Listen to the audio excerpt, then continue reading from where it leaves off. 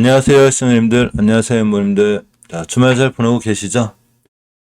복마철이라, 그죠? 비가 갑자기 확 왔다가, 또 막 엄청 해가 떴다가, 한마디로 좀 정신없는 날씨 같은데, 시장도 날씨만큼 좀, 이렇게 급등락이 심하죠? 또 섹터별 순환매가 빨리빨리 이루어지고 있는 것 같아요, 그죠?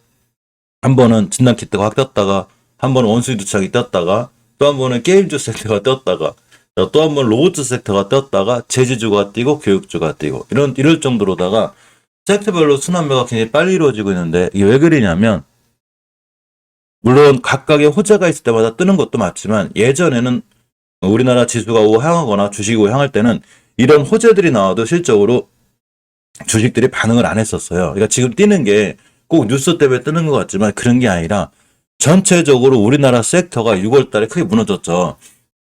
자, 보시게 되면, 이게 6월달 한 달 내내, 이게 코스피 차트예요. 자, 이렇게 보시면, 6월달 한 달 동안 많이 떨어진 게 보이시죠? 이렇게 많이 떨어졌고, 이게 이제 4, 5, 6, 7 옆으로 갔다 한 번에 떨어진 거기 때문에, 이때 아마 많은 개인분들이 이제 손절을 했다거나, 많은 주식들이 폭락을 했는데, 이렇게 폭락을 하다 보니까, 당연히 개별 주식들도 밑으로 많이 밀려있고, 제가 이제 표현을 가끔 하다가, 해도 너무한다고 그러는데, 이렇게 해도 너무할 만큼 낙폭 과대주들이 많이 나왔어요.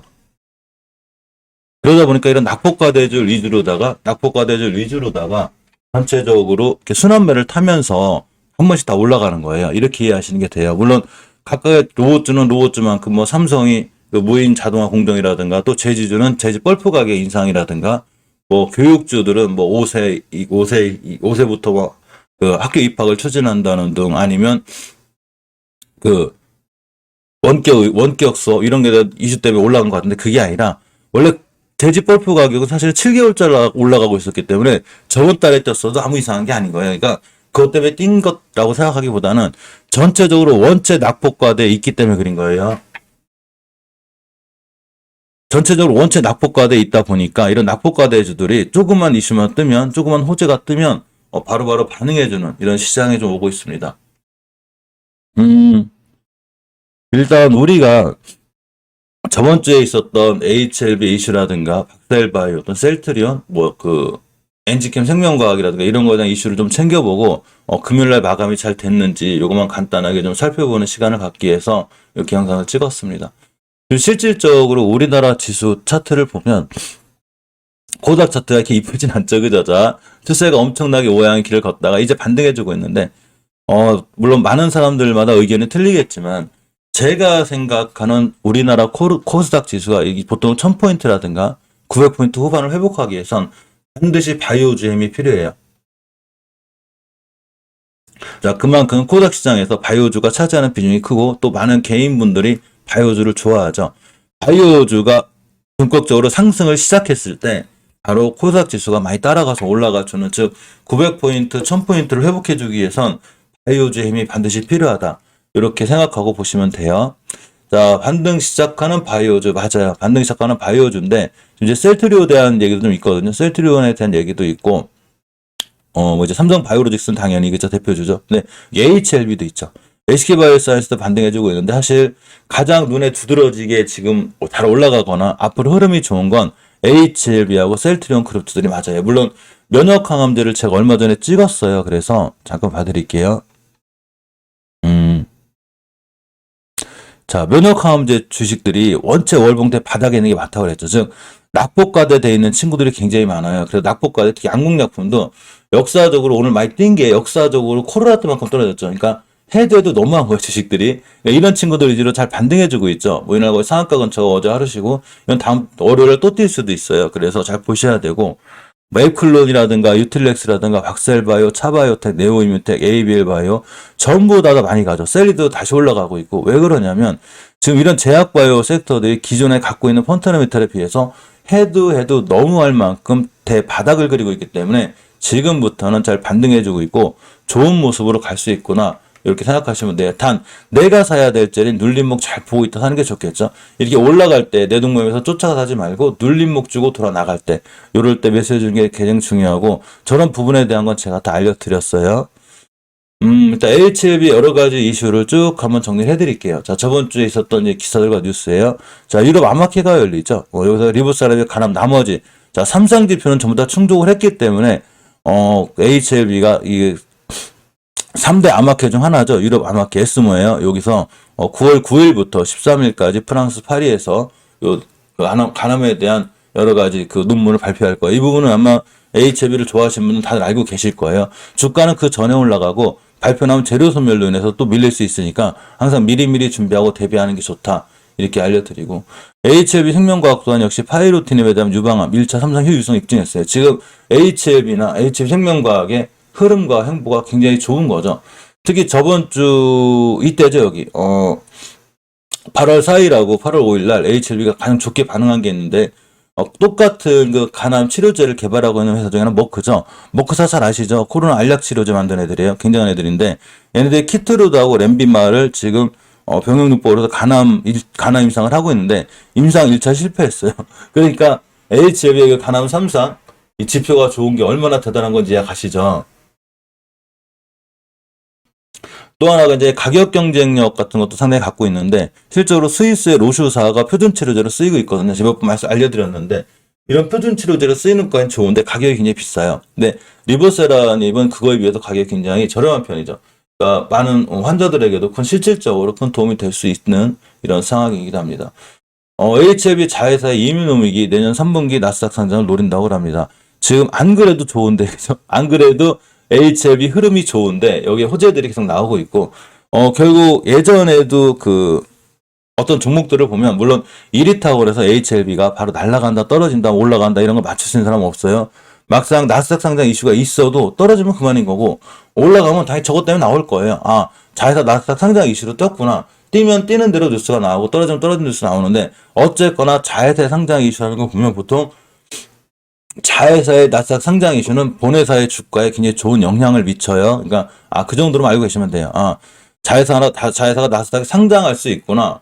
그러면 HLB의 흐름이 좋아질 수 있겠구나. 이렇게까지 이해하고 보시면 돼요. 자, 또 하나가, HLB 그룹이 항암제 상업화의 보폭을 넓힌다고 합니다. 아까 알려드린 대로 리보세라닙이라든가 파이로틴이라든가 전부 다 상업화하려고 엄청나게 노력하고 있죠. 실제로 간암은 우리나라에서도 좀 환자가 많긴 하지만 미국에서도 엄청나게 많기 때문에 실제로 미국 시장을 노리는 것이 상업화를 시켜놓고 미국 시장을 노리면 엄청난 매출로 이어질 수 있다. 이렇게 생각하시면 됩니다. 그래서 HLB 그룹들이 좋은 거하고 똑같이 제가 셀트리온 그룹도 좋아질 거라고 했죠. 왜 그러냐면, 물론 셀트리온에 대한 여러 가지 이슈는 있어요. 단기 매출이 첫 1조를 돌파했고 2분기에만 5,900억. 그러니까 3분기, 4분기 나왔기 때문에, 그죠? 충분히 2조 클럽도 노리는 이렇게 좀 좋은 상황이 와 있고, 사실 그러면 주가는 그동안 왜 떨어졌냐?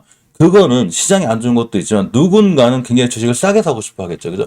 그래서 이 누군가가 주식을 본격적으로 끌어올려야 되겠죠. 그럼 반드시 추세의 전환과 턴이 이루어져요. 그럼 제가 셀트리온 다 월봉에서 다 올려놨다고 그랬죠. 월봉에서 추세를 보면 다 올려놨어요. 그러니까 당연히 추세가 이쁘죠. 그러니까 올라가는 거예요. 모든 주식은 추세에 순응해요. 우하향할 때는 이렇게 주식이 우하향을 하죠. 이 우하향하는 거 보시죠. 이렇게 주식이 이렇게 우하향할 때는 절대 좋은 뉴스가 떠도 못 올라가요. 잠깐 올라갔다 떨어지고 잠깐 올라갔다 떨어지거든요. 근데 바닥에서 추세 전환과 턴이 되면 조금만 좋은 호재가 나와도 툭툭툭 튀어요. 그러니까 셀트리온 그룹주들은 전체적으로 다 추세 전환과 턴이 되어 있기 때문에 지금부터는 앞으로 잘 올라갈 일만 남았다, 그렇게 하면 됩니다. 특히 셀트리온 헬스케어 같은 경우에 셀트리온 미국 법인 인수를 했죠. 그래서 미국에서 직판할 수 있는 이런 이제 여건을 만들어 놓고 본격적으로 시작하려고 합니다. 셀트리온 헬스케어 주가도 가만히 보면 상당히 좋아요. 자, 월봉에서 장기적인 지표 다 돌려놨죠. 주봉에서도 너무 자리가 좋고 일봉에서도 꾸준히 잘 올라가고 있습니다. 제가 이제 HLB를 보면서 항상 관련주라든가 시장 제약바이오 특이주를 같이 봐요. 그래서 이 지금 흐름이 좋은 애들 보고 있는데, 박셀바이오도 당연히 이 HLB 관련주라는 게 아니라 코로나 간암 치료제사의 같은 길을 걷고 있는 회사죠. 근간에 이제 엔지캠 생명과학이 1대5 우상 등대를 함으로 인해서 주가 반응이 없었는데, 왜 그러냐면 바로 KB증권 때문에 그래요. 자, 금산분리를 해소했고 눈물에 손절을 했답니다. 뭔 얘기냐면 이제 KB증권에 많은 물량이 나왔다는 얘기고, 어느 정도 엔지캠 생명과학에서 보면 하나의 약재는 해소됐다. 이렇게 보시면 돼요. 자, 그래서 박셀바이오를 잠깐 보니까 알려드렸죠. 원체 추세가 좋아요. 추세가 좋은데 저항선 하나 맞고 떨어졌어요. 어째 이 친구가 74,000원에서 75,000원 사이에 저항선이 있어요. 그래서 이 근처 갔다가 꼬리를 맞고 떨어졌기 때문에 지금부터는 5일선을 이탈하지 않는 게 엄청 중요해요. 이렇게 5일선만 이탈하지 않으면 추세를 틀어 나갈 수 있고, 자, 주봉에서 오면 60선 2에서 끝났죠. 역시나 주봉에서 다음 주부터 다시 한번 60선만 안 깨면 돼. 물론 한 주 정도는 또 지지부진하게 쉴 수는 있어요. 누구도 모르는 거죠. 다음 주에 60선 찍고 그냥 날아갈 수도 있고, 또는 일봉에서 5일선 찍고 날아갈 수 있는데, 이런 상황은 누구도 모르고, 단지 주식이라는 거는 깨지 않아야 될 자리, 돌파해줘야 될 자리가 중요하거든요. 60조선만 안 깨면 돼. 아주 쉬운 문제를 갖고 있어요. 여기다 대고 막 너무 어렵게 막 간암 치료제가 어디 있고 NK 세포가 어디 있고 뭐 박세일 바이오가 뭐 그 뭐 반려견에도 뭐 한다는데 이런 거 신경 쓰지 마요. 자리만 안 깨면 돼요. 자, 30분 봉상 보게 되면 제가 깨지 않아야 될 자리가 뚫어줘야 될 자리가 있죠. 자, 알려드릴게요. 내가 단기 단타를 대응한다 하더라도, 역시 중장기 스윙을 한다 하더라도 많은 지표들을 정확히 잘 봐야 돼요. 차트는 우리에게 많은 걸 보여줘요. 보통 차트가 후반형인데 저거 누가 설명 못 하시는 분들은 차트를 정확히 분석 못 하시는 거예요. 이게 보시면 이렇게 매물대가 있죠. 매물대 언제 뚫었냐면 이날 뚫었어요. 이날 8월 4일 날. 이걸 보고 저희가 멤버님들하고 장중 실방을 진행하는데 장중에 제가 이걸 보고 있었어요. 그래서 멤버님들한테 이걸 뚫었으니 요거만 깨지 않으면 돼요. 그럼 쭉 날라갔죠. 날라갔다가 다시 왔어요. 자, 한 번 지켜줬죠. 두 번 지켜줬죠. 여기가 두 번째 매수 타이밍이에요. 단타 단계 하더라도 주식은 깨지 않아야 될 자리를 정확히 알아야 된다고 그랬죠. 안 깨고 그냥 올라갔죠. 다시 오고 있죠. 다시 왔을 때도 안 깨고 찍고 나간다. 다시 매수. 이렇게 하시면 돼요. 깨면 손절했다가 일봉에서 5일선 근처에 산다든가 주봉에서 60선 찍고 나갈 때 매수하면 그만이에요. 주식은 대응 영역이죠. 그 누구도 지수의 상단 가락을 못 맞추고 이 종목이 급등한다 떨어진다 못 맞추는 거예요. 그걸 맞춘다는 사람들이 제일 이상한 거예요. 맞추는 게 아니고 주식은 대응 영역이기 때문에 그냥 깨지 않을 자리만 깨지 않으면 추가로 급등하거나 올라갈 수 있다. 이렇게 보시면 됩니다. 이렇게 깨지 않아야 될 자리를 HLB 그룹주들도 전체적으로 갖고 있는데, 일단 많이 올라왔어요. 제가 알려드린 자리가 벌써 이런 데고, 그죠? 5개월선 돌파 안짝 해줄 때고, 20개월선만 깨지 않으면 돼. 근데 갈 길은 멀어요. 아직 이전 고점도 가야 되고, 더 가야 돼요. 목표가는 더 높아요. 단 투자에 대한 모든 판단, 책임은 본인에게 있어요. 지금은 자리가 괜찮고, 들어갈 자리는 조금 어려워요. 왜냐하면, 우리가 보통 제가 매수 자리가 매수가 있고 손절가거든요. 근데 이제 중장기적 길게 보시는 분들은 그냥 꾸준히 자주 모아 나가면 저점 때마다 모아 나오면 좋을 것 같고, 자, 신규로 들어가시는 분은 절대 5주선이나 이런 거 이탈하면 안 돼요. 일봉에서도 5일선을 깨지 않는 자리 이렇게 들어가시는 게 중요하고, 만약 눌림목을 준다거나 240일 근처가 또 오면 중요한 매수 타임이 되고, 21선 우상향을 하는 종목이 21선을 터치하고 나가게 되면 이 21선은 굉장히 중요한 매수 타임이 됩니다. 자, 주봉에서도 굉장히 잘 끝났어요. 60선 잘 지켜주고 있었고, HLB 생명과학도 엄연히 제가 주봉에서 20선 지켜줄 때가 제일 좋다고 그랬죠. 잘 지켜주고 돌아 나가고 있고, 월봉에서 변곡점 맞고 떨어졌는데 여기 변곡점이죠. 이런 자리만 뚫어주면 충분히 이전까지 갈 수 있는 상황이 좀 됩니다. HLB 제약도 잘 끝났어요. 그죠? 자, 240선 회복해줬고, 주봉에서 엄연히 20선 지켜주고 있죠. 다시 조금 아쉬운 거는 이 60주선이 수급주선이에요. 얘만 뚫어졌으면 다음 주부터 룰을 알는데 저걸 못 뚫어졌기 때문에 다음 주엔 약간 지켜봐야 돼요. 월봉에서 20개선이 그만큼 강력한 저항선이 됩니다.